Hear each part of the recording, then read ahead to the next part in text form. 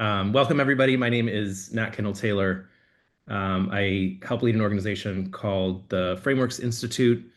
I have spent the last 25 years of my life studying cultural mindsets and how culture shapes the way that people think about social issues in general. But I've spent most of my time, or a lot of that time, thinking specifically about the issue of early childhood, and really excited to be with you here today to talk about some recent research that we've been part of, and I think more importantly, or most importantly, have a really engaged and robust discussion with two fantastic panelists who you can see on the screen right now in front of you. So I'm joined, and I want to just thank you both, Leah and Lindsey, from the beginning for joining today. So I'm joined, and you are going to be really lucky to hear some comments after I'm done with my part of the spiel here from Leah Austin, who is president and CEO of the National Black Child Development Institute. Thank you so much for joining with us today, Leah. And Lindsey Burghardt, who is the Chief Science Officer at the Harvard Center on the Developing Child. And thank you very much as well, Lindsey. So I have a couple of housekeeping items at the very beginning. So we are not going to be doing a live chat today, but we do have some time at the end for Q&A. And the way that that makes sense is that we have invited people as part of registration to submit some to pre-submit some questions, and we have a ton of really interesting, really difficult, I'll leave the difficult ones for you, Leah and Lindsey, questions that people have very graciously and kindly pre-submitted. So we'll take some of those at the end. And then the only other piece of housekeeping is if as many of you can stay on till the very end of this hour, and follow the QR code that I'll put on the screen at the end of our time to fill out a brief survey that will help us get better at doing these going forward. I'd be incredibly grateful for that. I also want to acknowledge that there was supposed to be a third panelist with us here today. So Dolores Acevedo Garcia, who's a professor at Boston University and is director of the Institute for Equity in Child Opportunity and Healthy Development, was a part of this panel and really helped shape a lot of the content and what we're going to be delivering to you. She was unable to attend today, but I'm really hopeful, crossing my fingers, that we can engage Dolores kind of moving forward and bring her voice back into this conversation. So even though she's not here, I wanted to make sure I also thank Dolores for her role. So I'm going to jump right into a quick agenda of what we're going to do. I'm going to start off by presenting some of the findings from the research on a project that we call Place Matters. I'll do that for about 20 minutes, and then we'll open things up. I'll stop my screen share so that you can see Leah and Lindsey again. And I will lead us through a set of questions really about how they both, in their different positions, in their different organizations, doing slightly different work, kind of see this research and are thinking about how they might use it in their work. And then we'll open things up. Well, we won't open things up. We'll take some of the pre-submitted questions, and the three of us will really kind of discuss and engage with those questions. And then at the end, like I said, please stick to the end and complete the survey at the very end of our time together. And that's it. That's what we're going to do. This hour is going to go really fast, and so I'm going to get right into it. I have the unfortunate job first of laying out a couple of core concepts.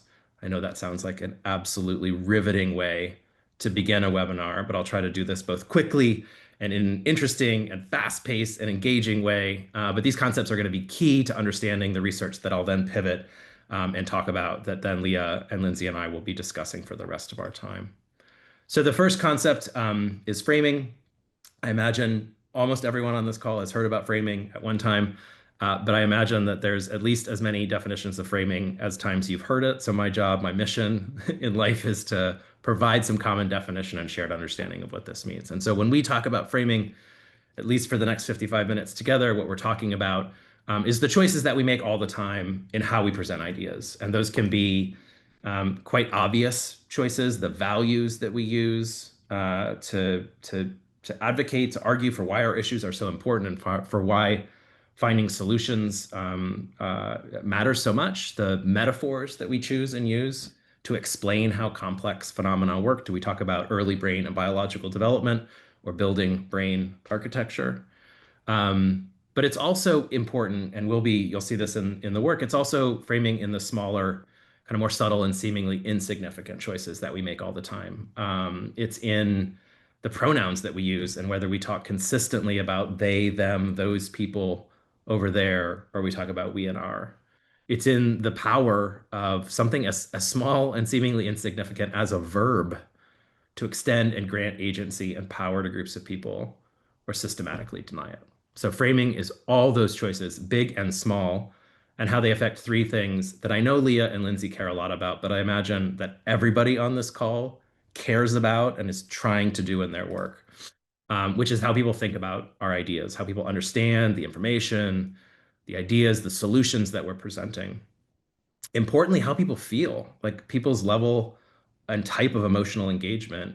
Do people lean in and engage with what we have to say, or exit and tune out? And then, really importantly, what people do, the decisions, the behaviors, the actions that people are or are not willing to take as a result of hearing what it is we have to say. So here's a really quick example. This is an online experiment that was conducted in partnership with the Harvard Center on the Developing Child about 7 years ago now. So this is a large online experiment. It's conducted with about 6,000 people living in the United States who are selected in a way to be nationally representative of all the demographic and geographic categories you're probably thinking of. The way that this works is each of those 6,000 people gets randomly assigned to one of three different groups. So people randomly assigned to the first group are primed or invited to think about this value of collective progress and social prosperity that you see on the lower left-hand part of your screen. So they would read about 80 words that describes a child mental health program, but the first sentence that they get in that description sets this value, primes this way of thinking. So they'd read something like, it's important that we do a better job of supporting children's mental health in this country because we wouldn't say it in such a cliched way, like children are our future, right? They're solid and stable mental health, their healthy development are key to our ability to move forward together. People randomly assigned to the second condition get those exact same 80 words about the program, but that first sentence is different. So they would read something like, it's important that we do a better job of addressing children's mental health in this country because children are our most vulnerable citizens. They deserve our empathy and compassion, and we must do better to support them as an at-risk and vulnerable group. People assigned randomly to the third group are the lucky group. They get no message. And then everybody answers the same set of questions that are designed to measure how supportive they are of a set of evidence-based policies.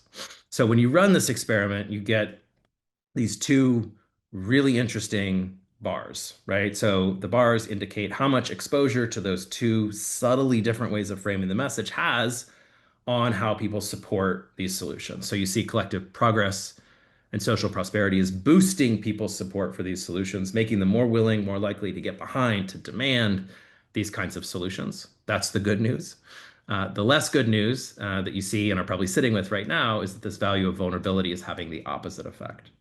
So it is making people, to a statistically significant degree, less willing, less likely to get behind and support these solutions. So we did an interesting piece of analysis after this that makes the story either more interesting or more depressing, depending on whether you work on child mental health or not, where we looked at all the field's external facing materials over a year-long period. And guess which value we found to be kind of the lead value frame in almost 90% of those communications. So this has to be a rhetorical question because we're all on mute. So it was the value of vulnerability. So the takeaway here is that what you all know about early childhood, about the issues that you work on, matters a great deal. I'm not going to stand or sit in front of you here today and say that that doesn't matter. But what I am going to argue is that there's something else that really matters, and that is the choices that you make in how you say what you have to say, how you communicate about the connections between place and racism and early childhood development can be the difference between whether those messages cut through and have their intended effect or get rejected and have this backfire effect. Okay, so now that everybody is all in on framing, Lindsey and Leah are all in on framing, amped, ready for more. I want to dig into this kind of deceptively simple looking orange arrow that connects these two concepts. So one of the mechanisms, one of the ways in which the choices that we make and how we say what we have to say influence these outcomes that we care about in terms of thinking, feeling, and acting are these things called cultural mindsets. And so cultural mindsets have four characteristics that are vital for us realizing their strategic importance in our work. So first of all, they are implicit patterns of reasoning, ways of thinking that have their effect on our thinking, feeling, and acting below the conscious level.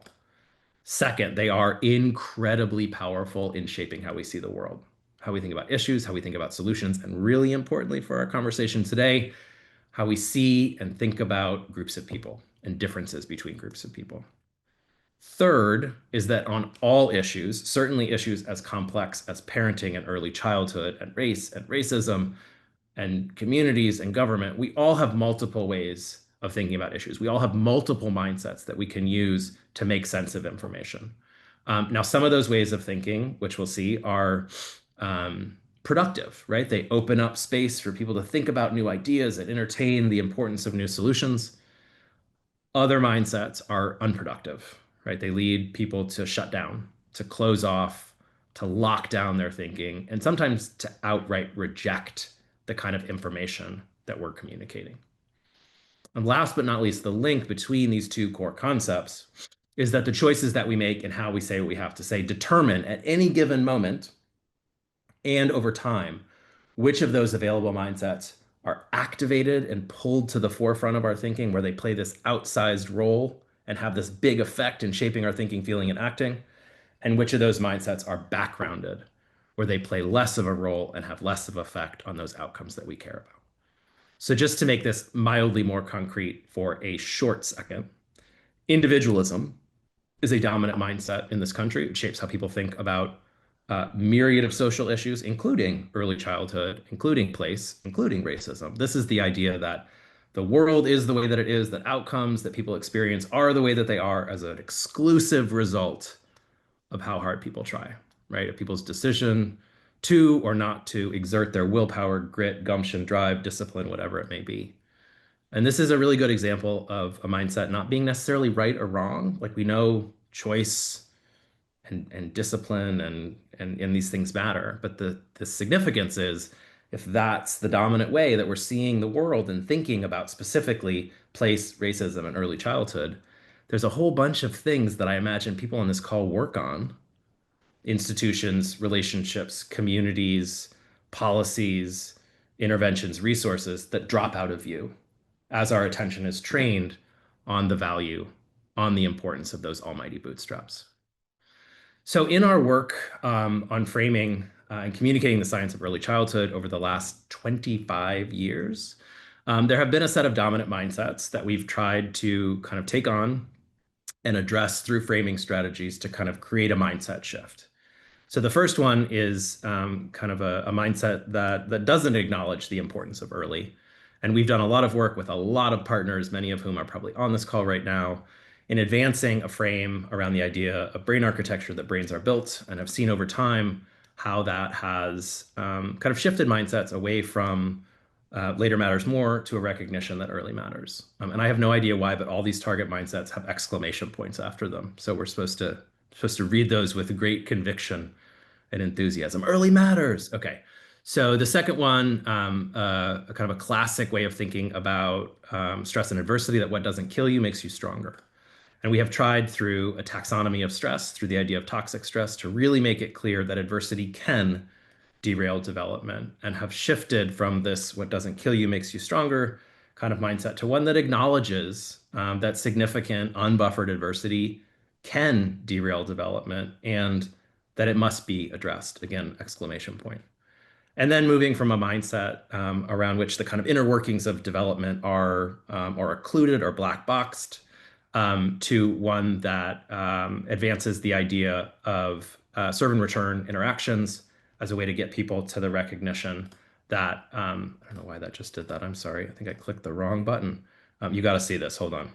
Okay, here we go. That relationships are key, serve and return interaction, which has really filled that in and led people to a recognition that supportive relationships are really a driving factor, are a key ingredient in this process. So we've been left, though, with this one fundamental mindset that we call the family bubble. This is the recognition or the assumption that family and parents are all that matters, and that family and parents are kind of insulated from broader environments. We have tried a bunch of stuff over the last 25 years to crack this one, right? We've tried changing words from caregivers, from parents to caregivers and caregiving to expand that family bubble. We've used metaphors to expand it. We've actually advised and kind of used different ways of using imagery to expand it, and have found really that these existing ways of reframing the issue are insignificant. They're insufficient. They don't fully widen the lens. And we have found that even with these ways of framing, we don't have a way of kind of really holding the connections between place, racism, and early childhood that we feel is a vital part of communicating about this issue. So we went back to the framing lab. And this is work that's been taking place over the last year to a year and a half, in which that was really our fundamental task. How do you shift? How do you crack? How do you perforate that family bubble to create more of a sense that what surrounds us shapes us?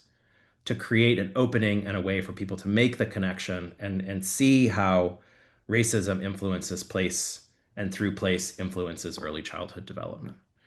This is work, just to make a point, this is why it took us that long. This was not a couple of focus groups. This is really multi-method empirical research that includes interviews and focus groups and what we call peer discourse sessions, and some of the experimental surveys that are like that child mental health one that I showed you. And so here is the emerging strategy. And I'm going to acknowledge right at the beginning that this is going to be totally unsatisfying. I'm going to make a lot of really careful research and great recommendations, artificially simple for the purpose of time, to give us a sense and a flavor of what this is. And we'll really encourage everyone on this call to dig into the resources that are available, that will be available to kind of learn more about this strategy. So the first is that we found a value that was incredibly powerful in kind of beginning or orienting these conversations. This is the value of fairness across places. So this is appealing to the value of fairness, but in relation to place. So rather than talking abstractly about fairness, actually showing it's the critical nature of assuring fairness between place, of making sure that no matter where a child develops, that there is access to opportunities and that we are attending to exposure to adversity. Now, what we saw in the research is that exposure to this value of fairness across places had a bunch of positive, salubrious effects on people's thinking. So it increased people's structural understanding of racism. It increased people's systemic thinking about child racial disparities. It increased people's sense of collective efficacy. So collective efficacy is the sense that we can actually do something about this. We can make improvements at the intersection of these issues. And the last one is where you want to see a bar going down. It kind of depressed or decreased people's racist ideology, kind of made people less racist and presumptuous and stereotyping and biased in their thinking. So that value is paired with a set of two different narrative structures. So these two different narrative structures have a similar structure, but basically have a different protagonist doing the action. So in narrative number one, which is about redressing history, it's really the community that is the lead actor in this scenario. This is something, given Leah's work, that I'm going to be really interested in hearing from Leah about when I'm done talking. So this is the idea that a community comes together to confront an effect of a past racist act, event, policy, that the community brings attention to the issue and sparks discussion, puts pressure, advocates for city officials to make changes, and the city officials make changes guided by the community in ways that redress or address the issue. The second story is really one that pushes for and makes policy members and decision makers clearly accountable in this process. So in this story, local policymakers are the ones identifying the policies harming early childhood development. There is a role for community as a source of expertise and leadership, but it's then the policymakers who make changes to support development and address inequities. Again, this is one where we see these really positive effects across the outcome. So increases in structural understanding of racism and all these things we've talked about. And this narrative here, this is the redressing history. This is the first one. has the largest effect in terms of decreasing or depressing this kind of scale or measure of racist ideology. It's really interesting and important. Now, in the context of this value and one of these two narratives, there's these set of two overarching recommendations, which are really the power and importance of getting concrete and using specific examples of places where these events, where problems are occurring, and where solutions are being pursued. And second, to practice what we call, and this is a really interesting and kind of a new novel framing approach than we've seen in other work, what we call part to whole framing. So this is about pointing out a specific inequity that exists in a place. In this case, you can see the specific inequity is around water safety, making a point about the designed nature, the fact that this inequity is due to decisions made about how systems work, but then widening the lens to make it clear that this is not just one isolated part of a system, but that there's other parts of a system, whether that's access to parks or grocery stores or housing, where we're seeing a similar effect in place, and kind of moving from that specific, very concrete, very tangible example and widening the lens to make a larger, more generalizable set of points about the connections between place and racism and early childhood development. So at the end, the four recommendations that come out of this work really clearly are, first of all, like I said, to make it concrete, that we found that kind of vague invocations of the connection between these issues just don't win the day. And that when you get concrete and talk about specific places where things are happening and get really kind of granular in your specificity, you're much more effective. Obviously, people need to be in our stories, but these stories are much more effective. And this is essential to the connections that we're trying to make, to widen that lens, to include the way that environments, to include the way that systems that surround people shape their outcomes and are shaped by the decisions that we make. And that's really the third point, to not strike a fatalistic, dire, on fire crisis tone, but to strike a measured tone of agency, of efficacy, particularly around the role and the importance of community voice and community expertise in addressing and moving these issues forward. And then really the power of making, continuing and putting on repeat these connections and helping people make the kind of connect the dots between the way that child development is affected by place and how place is affected or shaped by racism. And so that's my part. I want to end with a quick quote. This is, I always say, my new favorite quote, although it's not new at all. It's from 1979, from James Baldwin, who, I realize the word framing and cultural mindsets aren't in this quote, but I really think what Baldwin is talking about is what we're talking about. So Baldwin said, "The world changes according to the way that people see it. And if we can alter even by a millimeter the way that people look at reality, then we can change the world." So I'd like to, at this point, invite Leah and Lindsey into the conversation. I have a set of questions that I have been dying to ask you two as we've been doing this research. And so now people get to see publicly these questions that I've had for a long time. So Leah, I'd like to start with you. Um, and I'd like to ask you or invite you to talk, first of all, to talk a little bit about the work that you lead at the National Black Child Development Institute, and then kind of connect that work to why you think communicating about the connection between these three concepts, about the connection between place and racism and early child development, is so important and kind of at the heart of what you're doing. Absolutely. I am happy to jump in, and I have to say that anytime you end with a James Baldwin quote, you've done it. So magnificent. I actually have a really wonderful story about him holding me as a baby, but we will talk about that at another time. That's my next question. Forget the next question. That's the next question.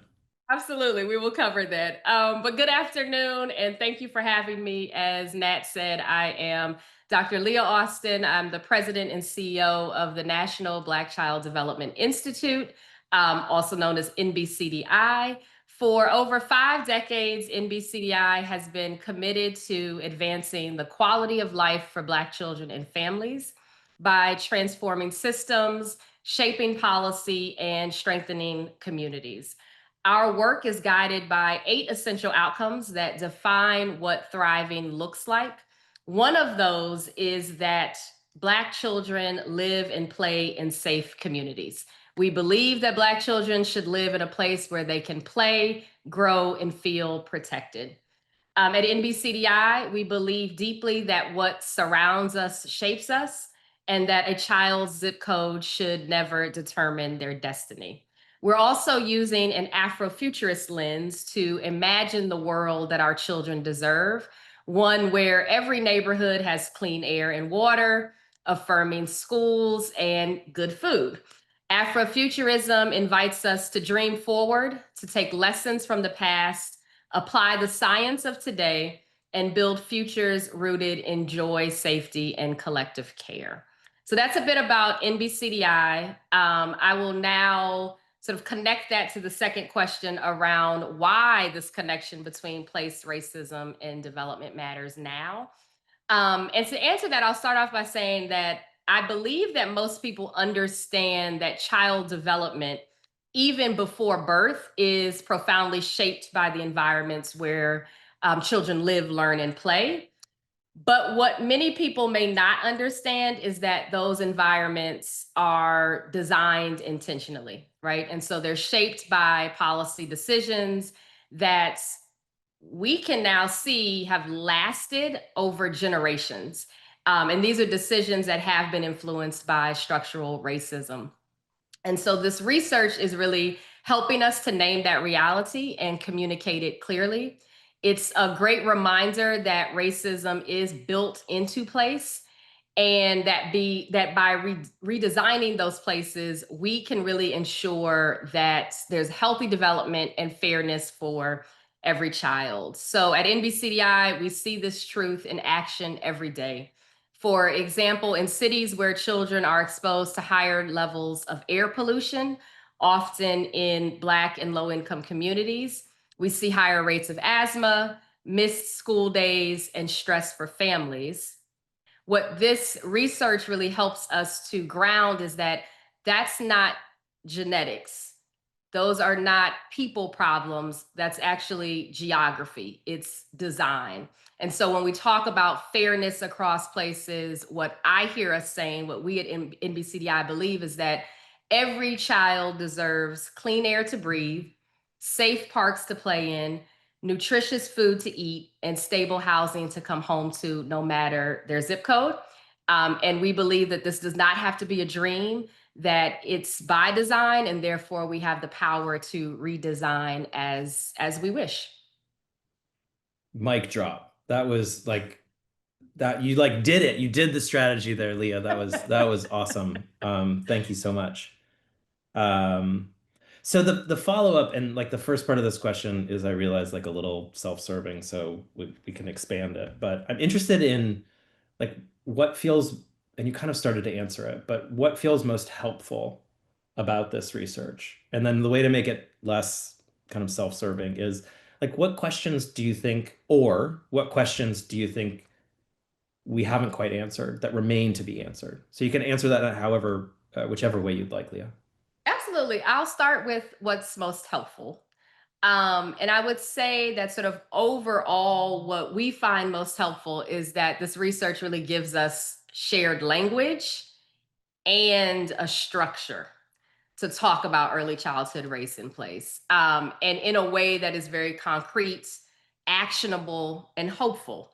Um, 2 points that I would just highlight that I am finding helpful for NBCDI and that we're really thinking about are: one, making the invisible visible. So explaining how racism shapes place, right? And so if most people don't automatically connect race and place, people do understand and see inequities, but they may not link those two together. We're finding that this brief, with its emphasis on communicating how we explicitly make those connections and help people understand how racism influences the design of environment, that's really helpful in our work, especially because so much of our work is based in communities, with and within communities. The second point that I would share is really helpful for us is, in fact, the fairness across places frame.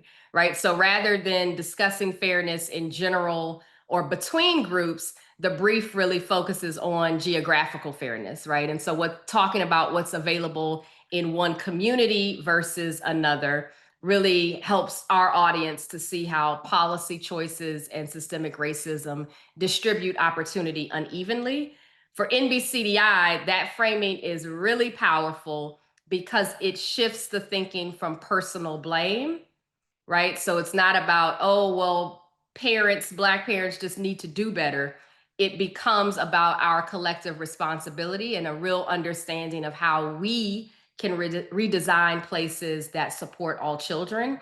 In fact, we have a paper called the Afrofuturism and Systems Change paper, and we go really deeply into the mindsets and the shifts that need to happen across our 8 outcomes. And so I believe the paper has been shared in the chat. So welcome folks to grab that and to read it. So those are the points that I think are really helpful for our organization. You know, what I would say in terms of maybe the challenge or the curiosity is really just, you know, thinking together about the current context that we're in and a time where many people are struggling or are challenged or are curious about the information that is in front of them and what's sort of factual, what's not. Really, just that piece of understanding information. I think that's something for us to continue to talk about and how this research can help folks to sort of distill between fact and fiction. That's great. And you've set us up for our Q&A, our next part of our Q&A, because that is something that with the two of you, I'd really like to dig into. So for my communications colleagues on the call right now, we need to change the title of the report to Making the Invisible Visible. We'll credit you, Leah, but we need to do that.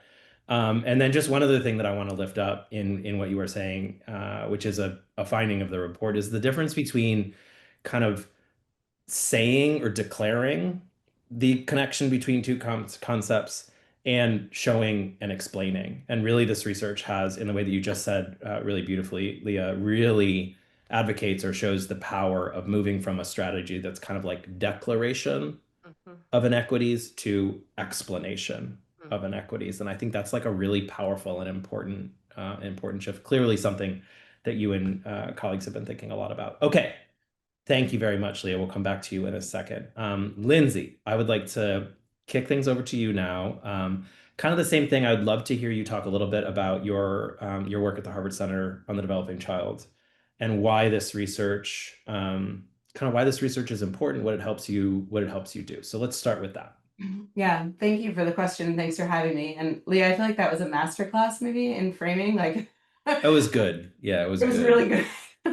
So thank you. It was terrific. I became involved in this early childhood space because I was so like fascinated and compelled by the science and what science was really telling us about foundations of healthy development. And it just kind of blew my mind when I started to learn more about what influenced development, beginning before birth and even preconceptually. So what I'm trying really hard to do in my role is to understand and try as much as I can to continue to have my finger on the pulse of, as much as it's possible, this body of scientific knowledge around early childhood development. And this is science that's like continuously, it's expanding over decades. It continues to expand and evolve, and it's based on the tireless work of a lot of researchers who have been in this space for a long time.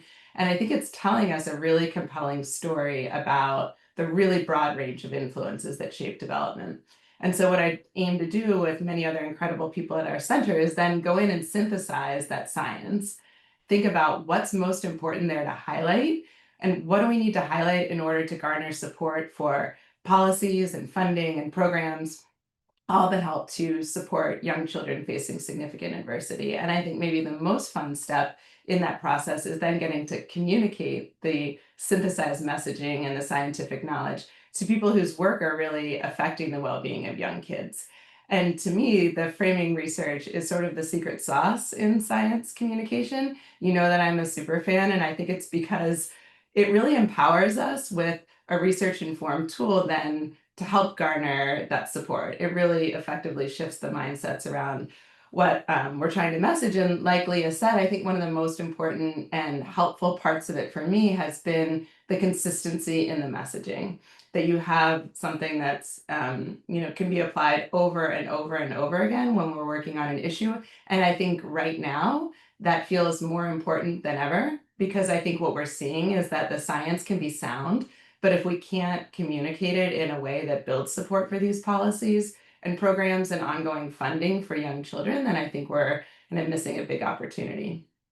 Yeah, so you're both doing this thing where you're stealing our thunder later, but that's okay. Because one thing that I want to talk about as we get farther down the line is this question of like implementation or application. So how do we take this work and really make sure that it gets out and has the effect in the real world that we've seen indications that it can have kind of in the framing lab. And so I think that kind of like discipline and repetition and persistence is really vital to that part of the conversation, Lindsey. But we'll get back to that. Now I'm stealing our thunder.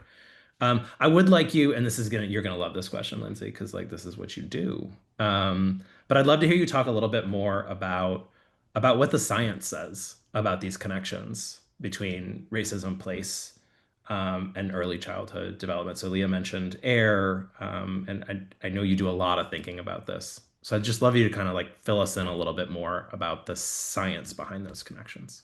Yeah, I would love to. And maybe I'll even use a couple of extra minutes for this. So like if the buzzer needs to come out, let me know. But like you said, I get kind of excited when I talk about this. And I think if we want to understand, how racism affects development, then we have to start by zooming out and think about like what affects development broadly. How do you start to think about that? And in kids, it's really well before birth, and even preconceptually, their development, it's really shaped by, and Leah articulated this so well, it's the full range of all these experiences and exposures that they have that are really embedded in the places where kids are living. And we've talked for many years about their social environments, which are so important.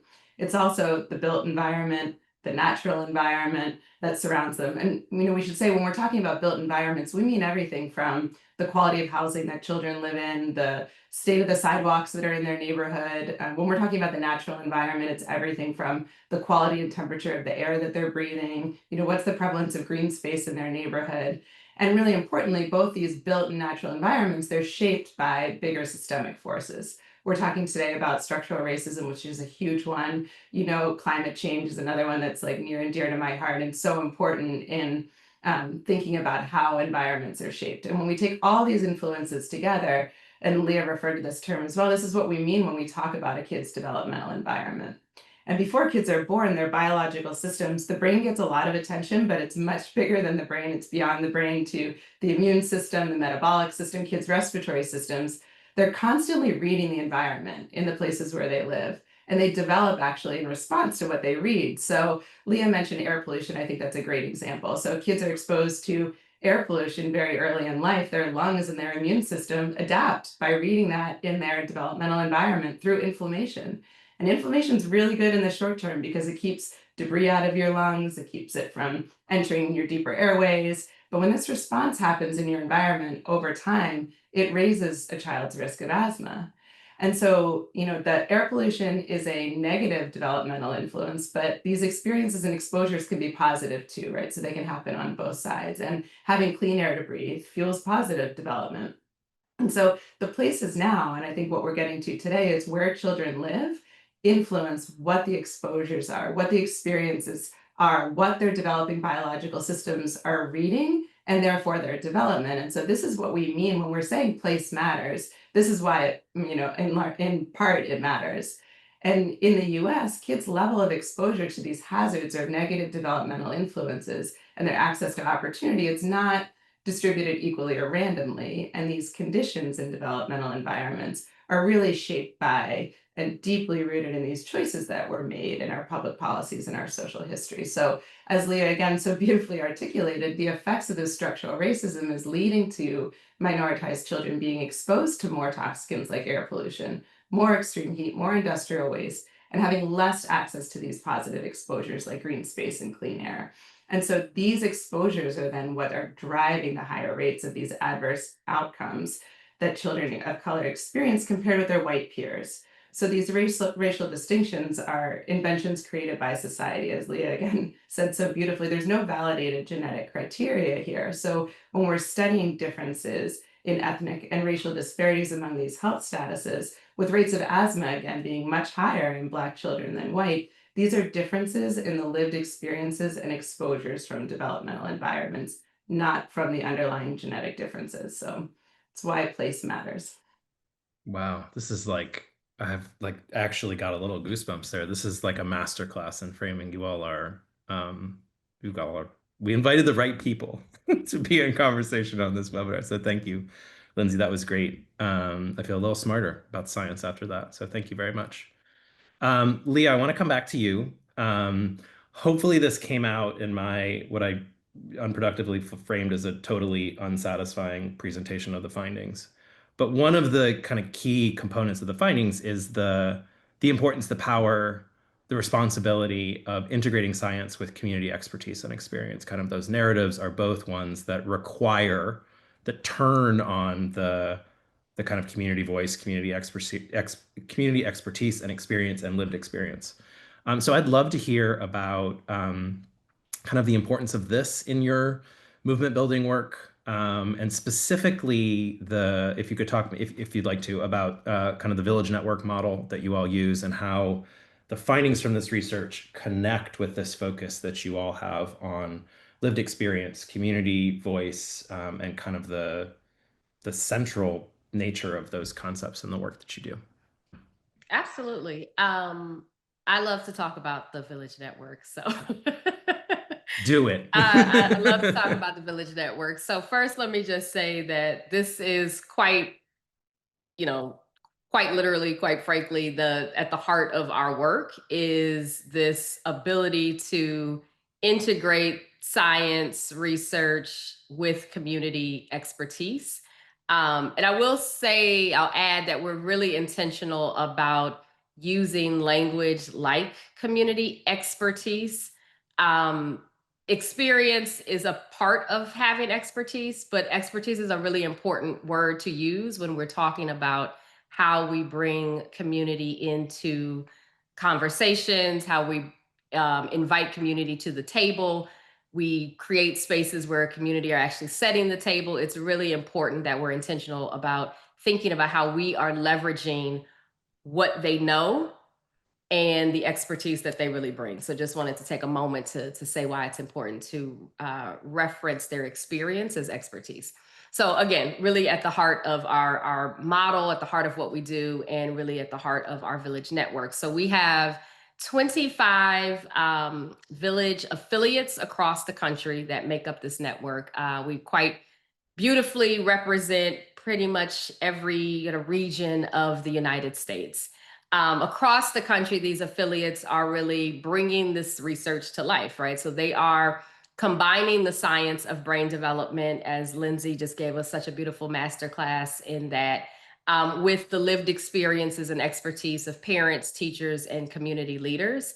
And so whether they are fighting for clean water, access to healthy foods, we've done some recent work around what culturally affirming assessments in pre-K need to look like. Our affiliates are on the front lines of figuring out what systems of care that ensure Black children are born at a healthy weight, or creating nature-based play spaces. This research helps them to really take those advocacy efforts and use the data, use the science, talk about how these issues or these facts of life show up in place. It really helps them to make those connections so that when they are doing their work, they're really turning this research into reality. And what we think is so important is that it allows us to move from just kind of the momentum of something, right? So momentum is really about like, oh, a spark. Oh, that was interesting. What moves you from momentum to movement? And what we're finding is that leveraging community expertise and combining it in connection with the research and the data is what will allow you to go from the spark or from that momentum into sustained movement that will hopefully get us to long-standing systems change. That was great. Thank you, Leah. And I'm always so jealous of people who have those awesome phrases from movement to momentum. Like, can you help me do this, please? I love that. That was great. Thank you so much, Leah. Absolutely. And hopefully some of the questions that were pre-submitted are really around this importance of community voice. So I'm hoping as we get to the end of the conversation, we might have like a chance for one more of those questions. Lindsey, I'm gonna go back to you, and I'm gonna preface this with this is, I think, a hard question. And it's really around, you are a science communicator, you are a science translator, it's what you do. We just heard some of it happen in real life. And communicating about science in our current context, it was never easy. It's become more complicated. And so I guess the question that I have to you is if you could talk a little bit about how you think about some of those challenges, but I don't want you to just focus on the challenge. I'd also like to hear about why you think it's important that we remain committed to the practice, to the function, to the value add of science communication and translation. Can I say two? Can I give two challenges? You can. Okay. If there's only two, I'd be quite happy. I mean, I think two come to mind. Like there's this present moment, but I think actually what the present moment is can force us to do actually is to think about our consistency across moments, right? Because this one is here now, and I think we're gonna probably face another one in the future. I mean, I think okay. So the first that I would say is challenge is that I think a lot of us who grew up in science and with a scientific background, our default mode is we love to dive into those details and get technical and get very jargony because it's very much our comfort zone. And I think the more graphics and the more words we can put on this slide, the more comfortable we feel. I think it's even better if the graph is so complicated and so like tiny that no one listening can see it to ask us questions about it, you know? Like that's a challenge in science communication because it's really complex, but we need to get it out in a way that's not. And I think the second challenge is that as a movement, and now maybe even more so in this current moment, I think science has lacked consistency in messaging. And so I think like even now, I see people who care like a lot, very passionately about the same issues, communicating about it in really different ways, calling in many different values, a lot of different reasons why people should care. And I think that what that kind of does is that our audience then doesn't really quite hear any of us in an effective way. But I also think that the opportunity there to get to the second part of what you were asking is that like when we understand some of this framing research in particular, it actually pushes us to be very clear and very concise in what we want to say. And it forces us as scientists and science communicators to really simplify that messaging in a way that's really, I think, powerful. So like, you know, when we partner with your team at Frameworks to study how we want to communicate an issue or, you know, we have to start with this task that you give us of like, okay, distill down, like, what are the four most important things that you want to communicate? Like, what is it that if you thought people knew this, if they understood this, they would actually want to act you know, they would take that action. And I think that push for ongoing clarity is a challenge and an opportunity when it comes to science. I think right now, the importance of communicating developmental science in particular has never been greater. And it's so important, I think, because it's not only informing like what we need to do to protect kids, but when we need to do it. So this, you know, importance of stepping in early and pointing towards the power of protection when we think about taking care of kids early, I think is really great. And that I don't know, maybe I'm a developmental science geek, but I think it's so exciting because it's a science that's actually pointing us towards the solution space. That's great. And I saw Leah nodding her head on that last point. That feels pretty resonant. So I'm just taking notes. So you said no complicated graphs, Lindsey. Is that right? Okay. Yeah, I should yeah. probably rewind and make some Well, changes there. maybe hold me to that, you know. Okay. We'll hold each other to that. Okay. So I want to switch now. That was awesome. And I do really feel like I learned some great things from both of you, even in that short period of time.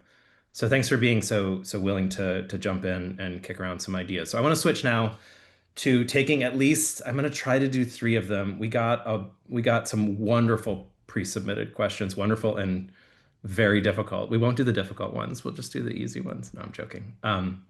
But there were a bunch of questions. I said I wanted to talk about implementation before, and there were a lot of questions around like, what do we do with this? So having research that, has complicated graphs, Lindsey, that shows the effects that the value of fairness across places has, or these different narratives is great. But if that research just sits on paper or just sits in a presentation, it does absolutely no good, other than being interesting.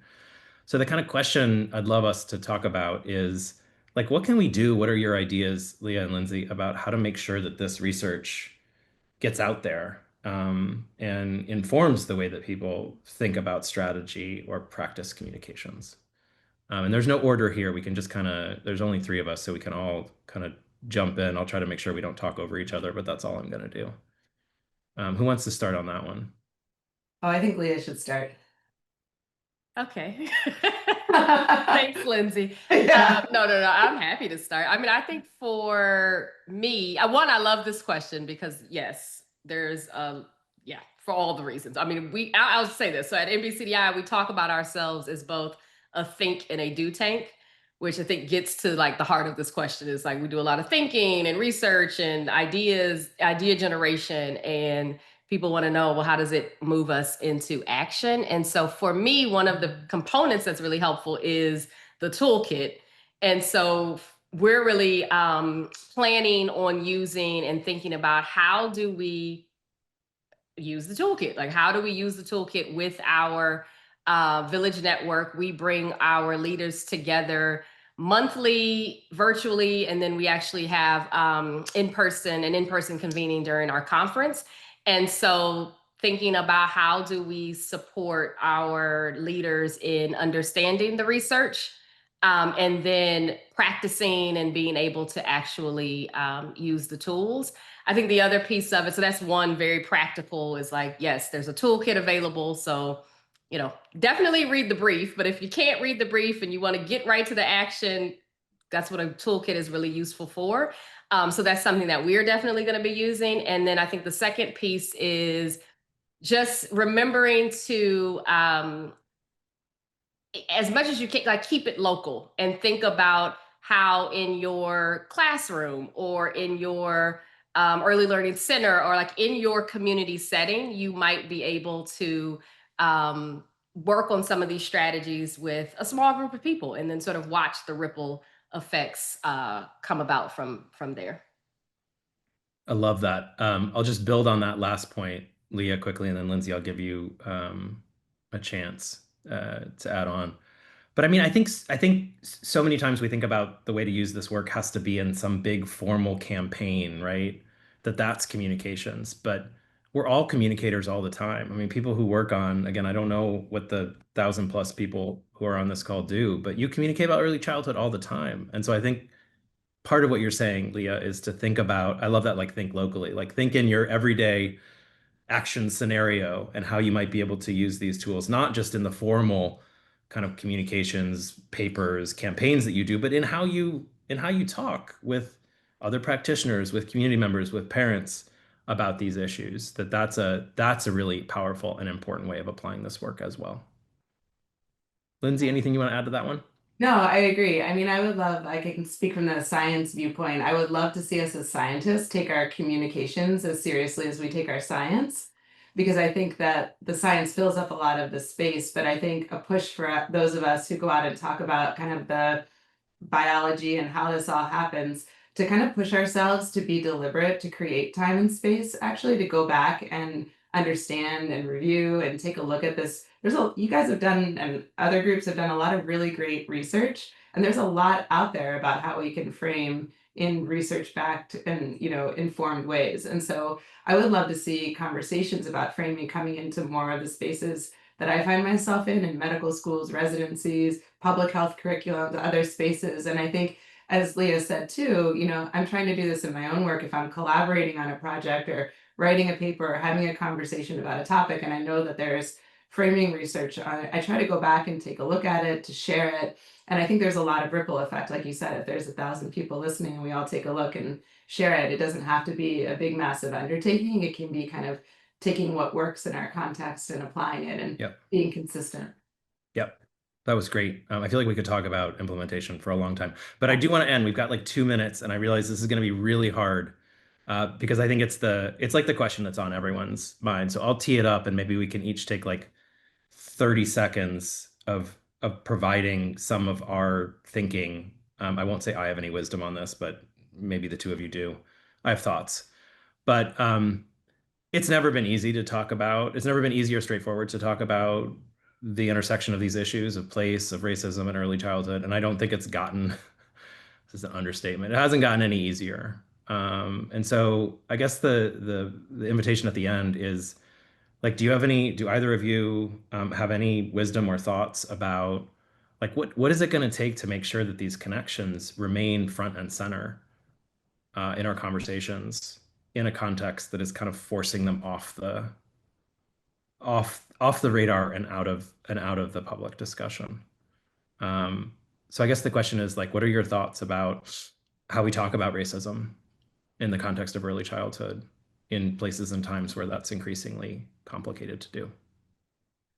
I'm happy to go first since I put Leah on the spot last time. I think for me, this comes back to like the consistency and clarity and being explicit in your message and saying what you mean. I can't remember how you put it so well beforehand, but instead of blasting headlines, really getting explicit about how these things happen, tying in value of fairness across place, but also that zooming in and giving a really concrete example of what this looks like, how it happened, and then the most important part, how it can unhappen or be redesigned, right?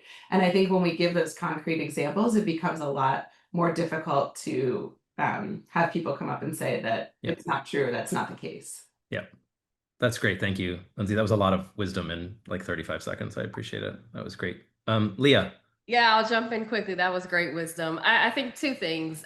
One is we have to remember that although it may not seem like it sometimes, we still have so much more in common than we do not, right? And so being committed to our commonalities and our shared values.